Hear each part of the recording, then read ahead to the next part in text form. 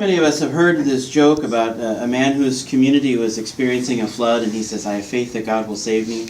And the flood gets to his house, and the Jeep comes by and says, come on, I'll take you. He says, no, God will save me. And then it goes higher, and then a boat comes by, and he says, come on, jump in the boat. No, God will save me. And then he gets up, so he's on top of the roof, and then a helicopter comes by. No, God will save me. And then finally the man drowns. And then he comes up to God and says, God, why didn't you save me? And God says, I sent a Jeep, a boat, and a helicopter. What more do you want?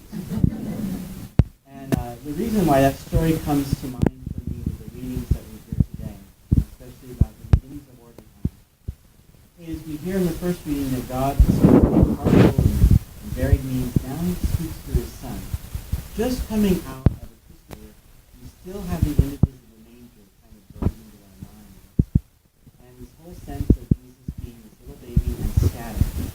And the baby can't move around too much. Now we're jumping into this adult Jesus who is walking around and seeing people and calling them. And that really is where we are in our lives as Christians. That Jesus is walking around and he's inviting us. But sometimes we get stuck in the way if Jesus doesn't invite me in this way, I'm not going to follow. And we forget about how God works. Still speaking through his Son and calling us on this journey. And the irony of this is, we've just come out of this Christmas season. We have images of the Holy Family and the manger scene. And we hear this great reading from the author of Hebrews. And he says that God speaks in varied ways. Now he speaks through his Son. And the irony is that at the time that this author is writing, no one who is hearing this is having a tangible, full experience of Jesus. They're experiencing Jesus through the apostolic oral tradition, through the preaching of the apostles. And now, this author is writing, whether he was completely conscious of it or not, God was working through this author the written word to call people to faith. That God came through Jesus, but now in these ways of his word. And of course, we know that the community gathers every Sunday to celebrate the breaking of the bread. So now Jesus is speaking through the breaking of the bread.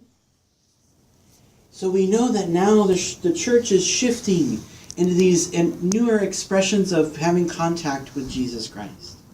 And Jesus still speaks to us, but in these different ways.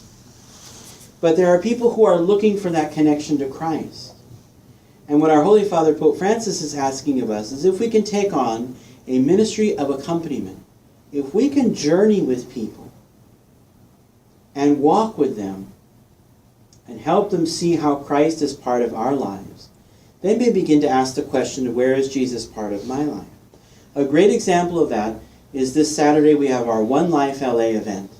And we're talking about the dignity of all human life. We know it, we believe it, we embrace it, but we know that not everybody does. If everybody did respect dignity for life, we would still have the complete freedom to choose, but we would never have anyone choose abortion. And if everyone did respect life and have that great dignity for life, then we would have a justice system that would look towards reform and restoration instead of overly punitive, and there would be no death penalty. So we know that that doesn't exist. But what is interesting in this event is we're being asked to walk with people and invite people to walk with us. And they're going to walk with us and they're going to say, why are you walking with those people? And we're being encouraged to gently relate to them why we walk with the people with whom we walk. Because those are the people with whom Jesus is walking. Not that he walked a long time ago, he did. But he is walking with them now. And as we journey together, we are coming to understand the things that people like Blessed Mother Teresa understood about the poor and suffering, about the people that Dorothy Day understood about working with those who are poor and those who are working all to make their lives better, the things that people like Father Greg Boyle is understanding about the reality of human people trapped in gang life and violence. And when we start to understand that, then we realize what Jesus is really calling us to. He's calling us to that new and better life. And he's calling us to invite people to journey with him. St. Augustine wrote in one of his sermons that If we really want to experience the presence of God, we need to start interacting with our neighbors and bringing them along on the journey and journeying with them. We can't see God in each other. How could we ever see God in heaven?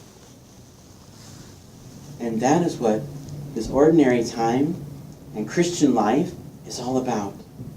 Jesus calling us out of the boats of our comfort onto this wonderful, mysterious, scary, and amazing road to salvation.